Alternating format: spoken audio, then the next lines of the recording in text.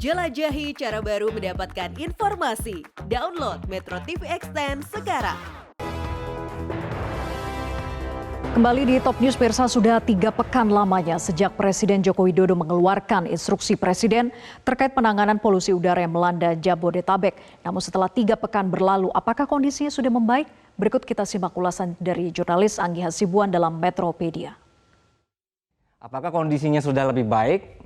Belum sepertinya, masih gini-gini aja, masih masuk kategori tidak sehat. Jadi sambil menunggu hasil nyata solusi bencana polusi ini, kami ajak Anda sendiri untuk jaga diri. Untuk jangan berpulang saat polusinya tidak berkurang. Jadi jangan anggap ini biasa-biasa saja, karena ini sudah harus kita anggap sebagai bencana. Kalau Anda pikir, ini masnya cuma nakut-nakutin begitu ya, bikin suasana serem. Ya udah, kita tampilin deh. Ini ada data pertama di Metropedia kali ini, kita akan keluarkan, pemirsa. Baik, ini adalah rangkuman dari kami. Jadi yang kami rangkum adalah dalam situasi saat ini, mungkin Anda merasa belum ada dampak. Masih sehat begitu. Ini bukan didoain ya supaya jadi sakit begitu. Tapi udara buruk yang Anda hirup saat bencana polusi, dampaknya bisa jangka panjang. Jadi alangkah baiknya kita cegah sekarang. Banyak ini imbauan dari aplikasi pemantau kualitas udara soal apa yang bisa kita lakukan. Jangan sampai nanti beneran sakit baru panik. Jadi menurut PBB, pemirsa, ini polusi ini biang kematian. Angkanya luar biasa. Ada 7 juta orang meninggal di dunia setiap tahunnya. Punya julukan sendiri pemirsa, yaitu adalah pembunuh senyap atau juga silent killer. Angka 7 juta ini termasuk 600.000 anak-anak, dan dari polusi ini menyebabkan berbagai dampak ke orang-orang sehat, apalagi orang yang rentan. Anda yang tipikal misalnya badannya sehat, masih bisa lari atau olahraga di luar ruangan, merasa bugar tapi udara yang dihirup sebenarnya mengandung bahan bahaya. Ada juga misalnya yang tipenya langsung bereaksi batuk-batuk dan juga nafasnya juga sesak. Jadi sudah saatnya Anda peduli kesehatan Anda sendiri, karena ini adalah momen ketika kebebasan kita bernafas sedang direnggut. Bicara soal siapa yang merenggut udara bersih, sejumlah pihak sering sekali kita dengar menuding penyebab polusi adalah misalnya pembangkit listrik tenaga uap berbasis batu bara. Namun faktanya, pemirsa, ini ada data di samping saya, penyebab utama polusi di Jakarta dan sekitarnya adalah kendaraan bermotor. Jadi bukan PLTA, itu datanya ya. Data ini pemerintah sendiri yang merilis. Jadi kita lihat datanya sebelah saya ini, bahwa sektor transportasi kontribusinya 44% dari penggunaan bahan bakar Jakarta, kemudian industri 31%, manufaktur 10%, sektor perumahan 14%, dan komersial 1%. Dari sisi penghasil emisi karbon monoksida, ini disebutkan disumbang dari sektor transportasi sebesar 96% atau 28.000 ton per tahun, disusul pembangkit listrik 1,76 dengan 5.000 ton per tahun, dan industri 1,25 mencapai 3.000 ton per tahun. Banyak sekali. Jadi sepeda motor, pemirsa, catat nih, sepeda motor ternyata ini merupakan penghasil beban pencemaran per penumpang paling tinggi. Bahkan dibandingkan mobil pribadi bensin, mobil pribadi solar, mobil penumpang, dan juga bus. Jadi dengan populasi 78% dari total kendaraan bermotor di Jakarta sebanyak 24,5 juta kendaraan, dengan pertumbuhan 1 juta lebih sepeda motor per tahun. Wow, bisa Anda bayangkan polusinya.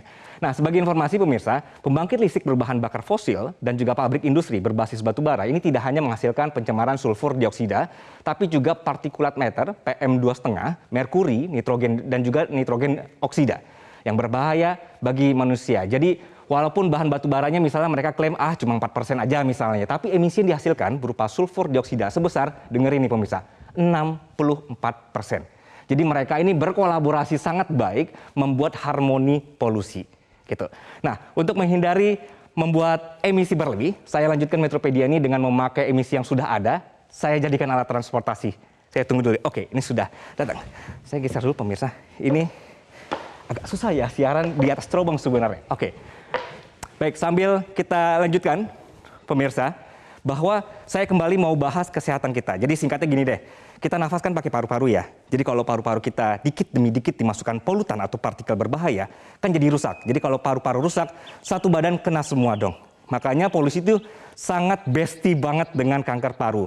Ada informasi dari dokter spesialis paru dari RSUD Persahabatan Jakarta, Feni Fitriani, dalam program Selamat Pagi Indonesia ini menyebut bahwa gangguan ISPA berulang ini mengganggu fungsi paru, meningkatkan resiko asma pada anak-anak atau kepada Anda yang sudah pernah kena.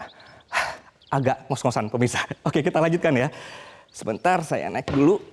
Oke. Terima kasih Bang. Boleh jalan. Oke, nah sekarang gini deh, kondisi sekarang kita semua ini pemirsa sudah tahu ya bahwa ada masalah. Bahwa pemerintah juga sudah bertindak, tapi kan butuh waktu pelaksanaannya. Oleh karena itu ada beberapa pendekatan waktu kerja yang diminta oleh Presiden.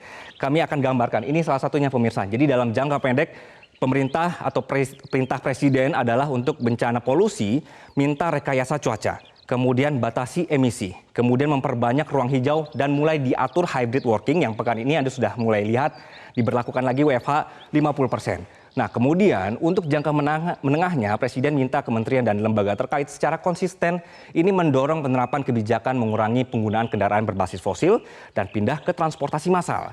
Untuk jangka panjangnya, Presiden minta jajarannya untuk perkuat mitigasi dan adaptasi perubahan iklim, industri, dan pembangkit listrik terutama di wilayah Jabodetabek harus diawasi. Dan tentu saja edukasinya juga penting ke publik soal polusi ini. Nah, kita lanjutkan ya. Jadi harapannya pemirsa bahwa ini kita akan tampilkan data di sini, pemerintah itu akan memanfaatkan sumber daya terbarukan supaya bisa terlaksana. Itu harapannya. Karena impian pemerintah semua pembangkit diganti yang lebih ramah lingkungan, yang akhirnya semua sektor di negara ini juga akan pindah ke listrik. Sudah ada target-targetnya seperti di kiri saya ini yang direncanakan bahwa 23% di 2025, kemudian 31% di 2050, PLTN nanti di 2040. Targetnya emisi karbon di berbagai sektor dipangkas, bahkan dihilangkan dengan program elektrifikasi seluruh kegiatan ekonomi. Nah, dari Kementerian SDM menargetkan di tahun 2040 nanti, bauran energi baru terbarukan sudah berada di 71% dan sudah tidak ada lagi yang namanya motor berbahan bakar minyak dan juga konsumsi listrik capai di 2000 kWh per kapita. Nah, lalu di tahun 2050 targetnya sudah tidak boleh lagi ada mobil berbahan bakar minyak yang dijual. Semuanya harus listrik. Pertanyaannya, realistiskah? Nah, tapi kita harus optimistis ya pemirsa. Jadi sehat-sehat ya pemirsa. Bangun tidur jangan lihat notif medsos yang dicek, tapi aplikasi pemantau kualitas udara yang Anda cek. Biar tahu hari ini berada di level mana polusinya. Jadi bisa tahu kalau misalnya levelnya berbahaya, berarti jendela rumah Anda jangan dibuka. Dan kalau keluar pakai masker. Sampai jumpa di Metropedia selanjutnya. Cara mudah mendapatkan informasi dengan satu sentuhan jari. Download Metro TV Extend.